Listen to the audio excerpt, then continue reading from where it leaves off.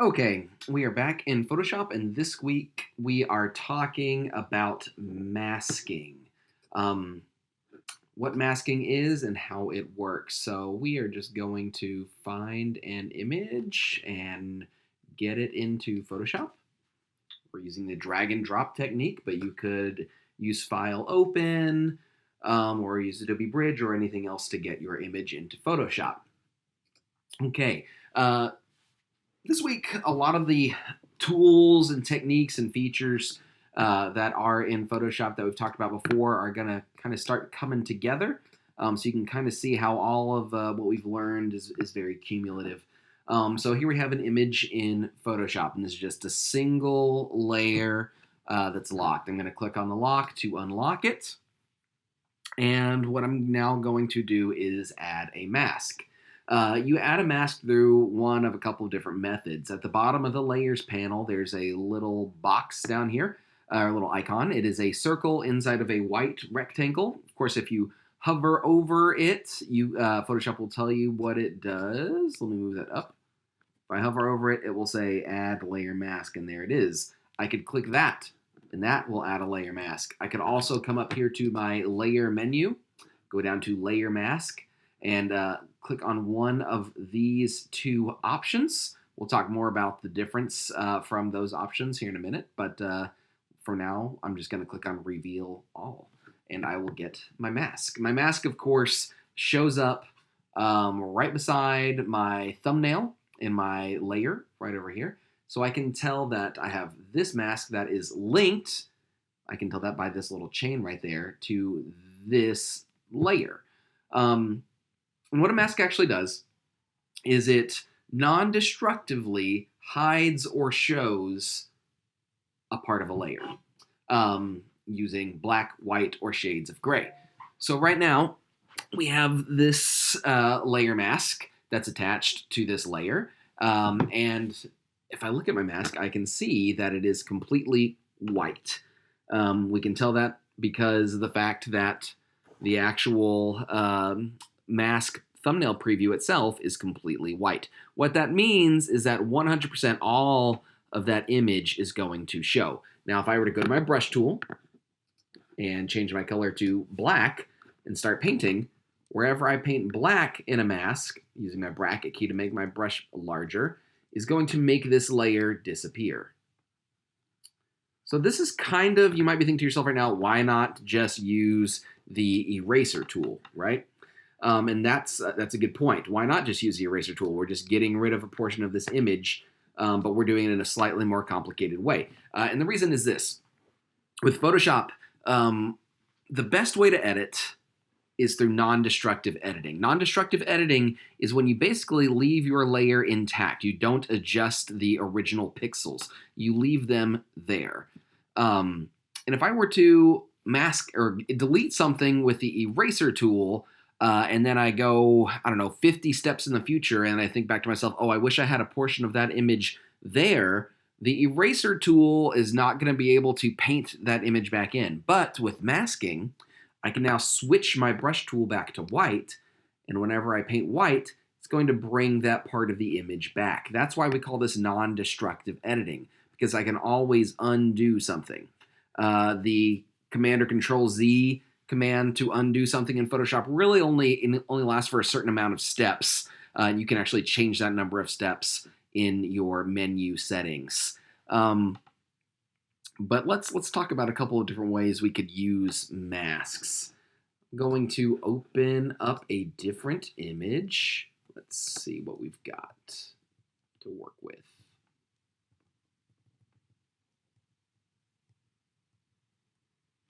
Go to our good old friend, the butterfly. And we're going to redo something that we did last week. We're going to select this butterfly. I'm not going to get a perfect selection. I'm just going to use my quick selection tool to get a nice, easy selection of the butterfly. This might be review, and it should be. That's fine. I'm now using Shift and Alt to fine-tune my selection to make sure I get a pretty good quick selection using the quick selection tool of this butterfly. That's good enough for me for now.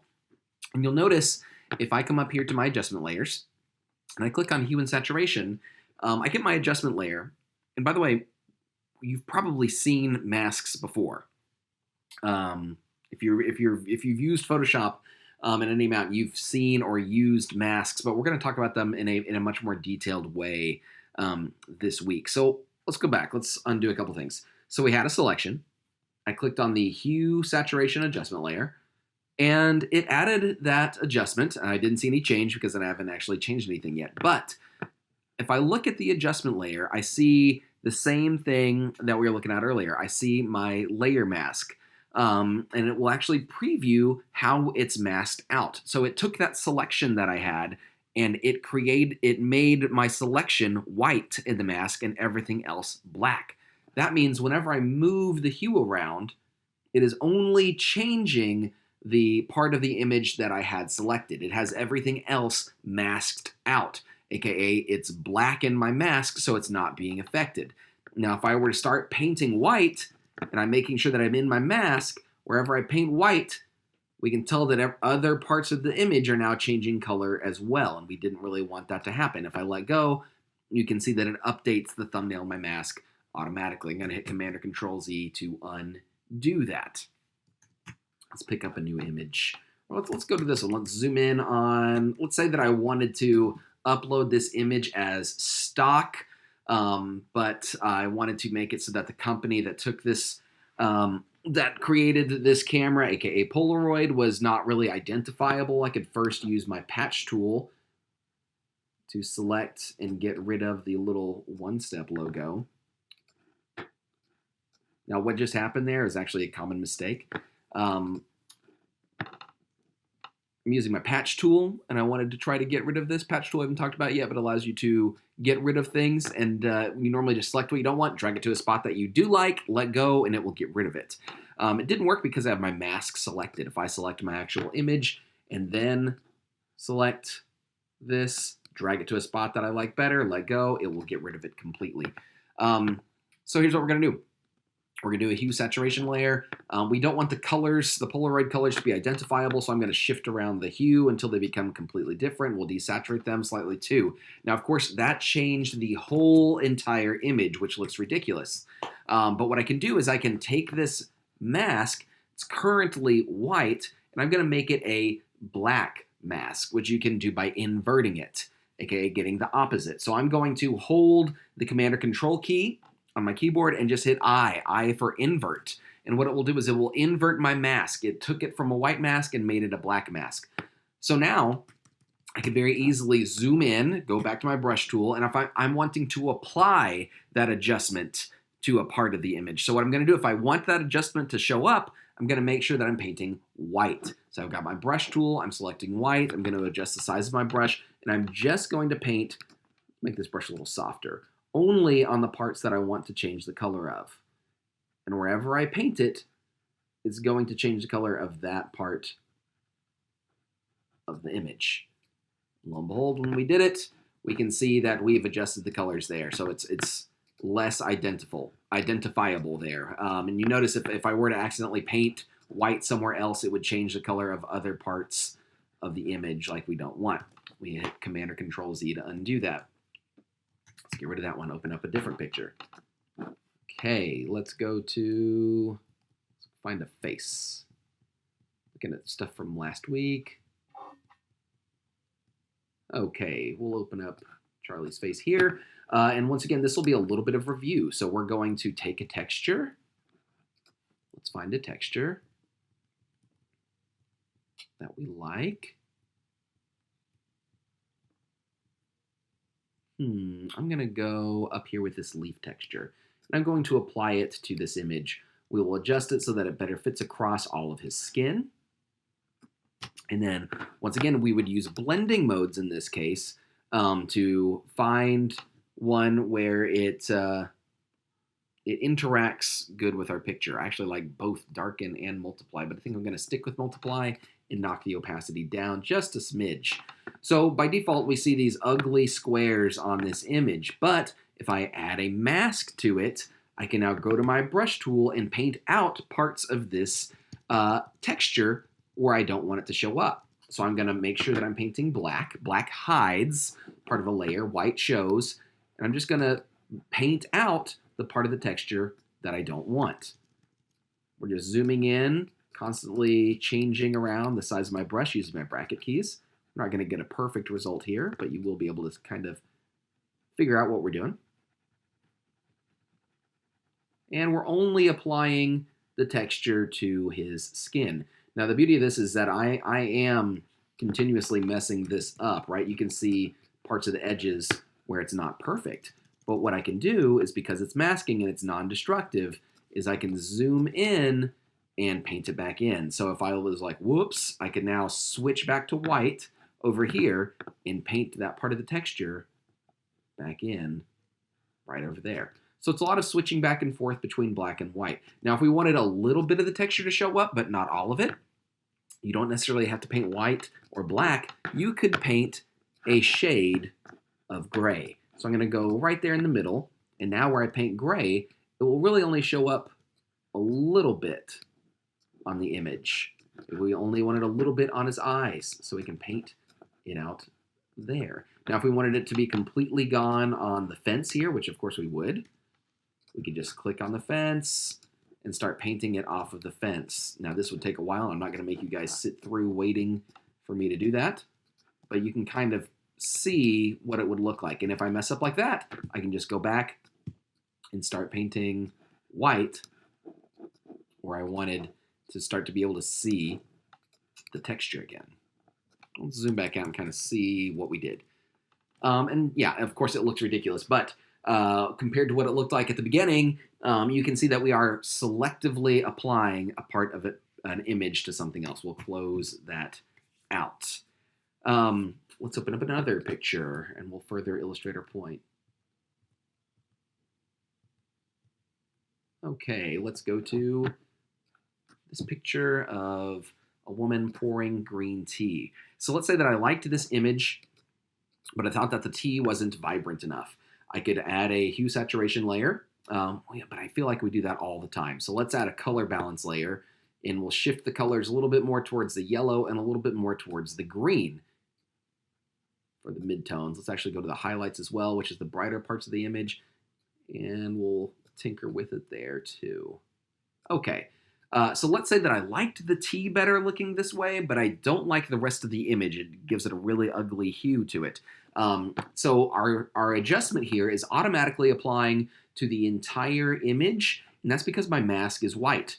But if I were to selectively start painting here, which we could go to our brush tool, make sure we're painting black, and start painting it out so that it only shows up on where the T is, then that would get to be a lot better. However, if you're noticing, this has taken quite a while. So what I would do in this case is I would do what we did a moment ago. I would invert this mask.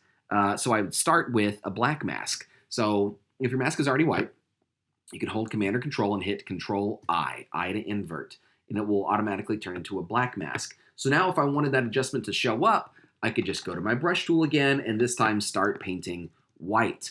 And wherever I paint white, it's just going to make that adjustment happen. Now here's a good point. This looks insane. It looks like she's drinking like Monster energy drink or something. So instead, I'm going to go up to the options bar of my brush and I'm going to change the opacity. It's currently set to 100, which means that it's fully, completely opaque. But I'm going to knock the opacity down to like 15. 16 is close enough. And this effect will build up. But if I just start painting a little bit over it, it's kind of like painting with a shade of gray. We're just applying the effect a little bit at a time. And it's not going to be super noticeable, but it's getting the effect. It's going to look a lot more natural than it did when it was 100% of the effect. But if we turn this on and off, we can kind of tell the difference there. If it's too much, we could just switch back to black and paint it out on parts of it as well. Let's see what that looks like. Yeah, so that's what we want. We want a realistic, nice, soft adjustment there. If we look at the thumbnail preview of our mask, we can really kind of tell what we did. Let's go to another picture. Okay, we are going to see a couple of other ways that we could use masking. Masking can be used to create all sorts of images. most movie posters, anything that's called a composite is created through masking. Masking or composite is a blend of multiple pictures together. So here we have an image, and what I'm going to do is I'm going to apply a black and white adjustment layer to this image. So automatically the whole image goes black and white. We could try any of these little presets that automatically come with it if we wanted to, or we could fine tune the details to this image ourselves. Which I like to do. Sometimes the things you think are one color are actually another color. The grass in this picture is actually more of a yellow than it is a green. There we go. So that adjustment layer, of course, was automatically white, which means the whole layer is affected. If I hit Command or Control I, it will invert it to be black. That means none of this adjustment is shown. That's why the picture is completely colorful. We just see the original image because it's completely black. If I invert it again, Command or Control I, it goes back to being white. That means everything is seen. I'm going to go to my gradient tool, something we haven't really talked about yet. The default gradient is normally white to black. It's actually the default gradient is the color you have in your foreground color to the color you have in your background color. So if I'm in my mask, if I click and drag across my image, you'll see that I actually get a black to white gradient inside of my mask. And then what that actually results in is an image that fades from color to black and white. And hit Command or Control Z and we'll do that in a more specific way. I'll go back to my brush tool, and I'm making sure that I'm painting black. I'm going to zoom in. If I wanted, we're going to do a selective color edit, which is actually your lab work for this week. It's not my favorite look, but what it does do is it helps people that have never used masking before to be better at masking. And I'm going to get a smaller brush. Now, anywhere that I paint black, it's going to let the color of this image shine in. Now, you'll notice that I am painting, but we're really not seeing too much color. And the reason that is, and this is going to help you try to troubleshoot Photoshop for yourself, is the fact that I left the opacity of my brush at 16%, which means I'd have to go over that a lot of times in order to start seeing results. So if I drag that back up to 100, and now I start painting, you can see that it actually is seeing through to the color of the original image. So I'm now just painting black in my otherwise completely white mask, and what it's doing is it's allowing us to see the color of the original image. This is called like a selective color edit.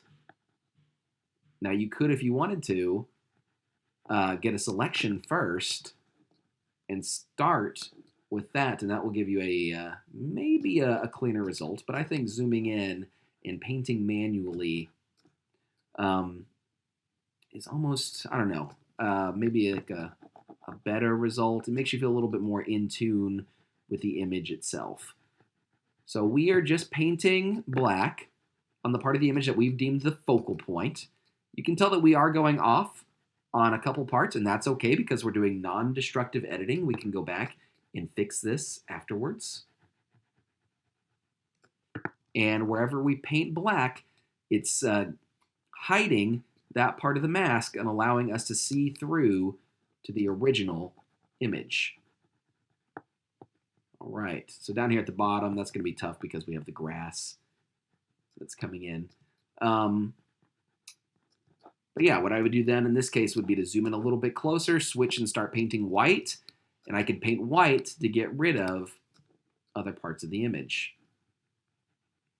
Make them go back to being black and white, because when you paint white, it shows that part of the layer. And the layer, in our case, is actually the black and white adjustment layer. I'm using, once again, the space bar to move around on the image here.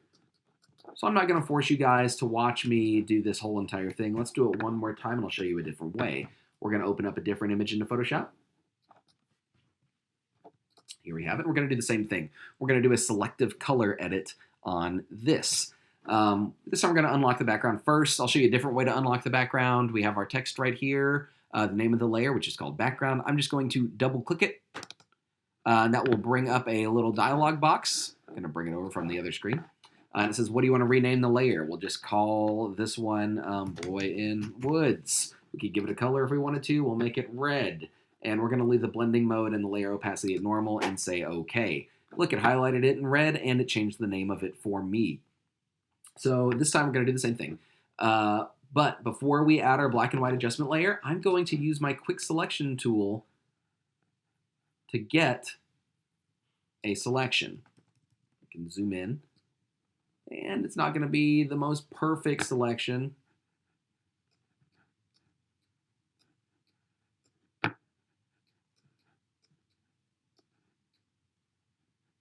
And at this point, sometimes people they start to freak out that their selection is not good or it's not working. But getting a perfect selection the first time around is normally pretty difficult and uncommon.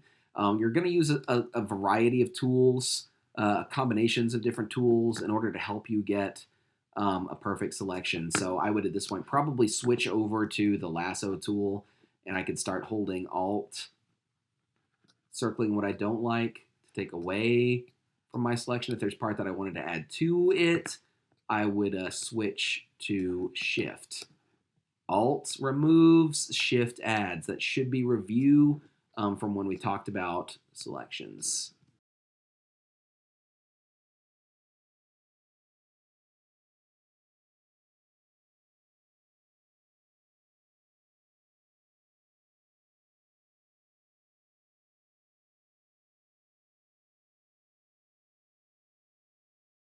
So we've got our selection of our boy, and it's a pretty good selection. What we're going to do now is we're going to hit the black and white adjustment layer. And look, it made our selection black and white because anytime you have a selection, if you apply an adjustment to it, it only applies to that selection. So the boy and our mask is white and everything else is black. But we know that we can take a mask and we can invert it with Command or Control I. What that then does is it makes everything else in the image completely black and white except for the part that we had initially selected, which we could even then change the color on. We could apply a hue adjustment layer and make it slightly more desaturated or even more saturated, which looks crazy, or we could just pull up the yellows and take out some of them. So we talked a little bit about masks in this video. We talked about how to add a mask. We talked about how to adjust a mask. We talked about how black will hide, white will show. And we also talked about how if you have a selection at the beginning before you add a mask, it will only apply an adjustment to that part of your selection because that's just how masks work. Next up, in the second video, we'll talk a little bit more in depth about masks and how to create composited images. That is it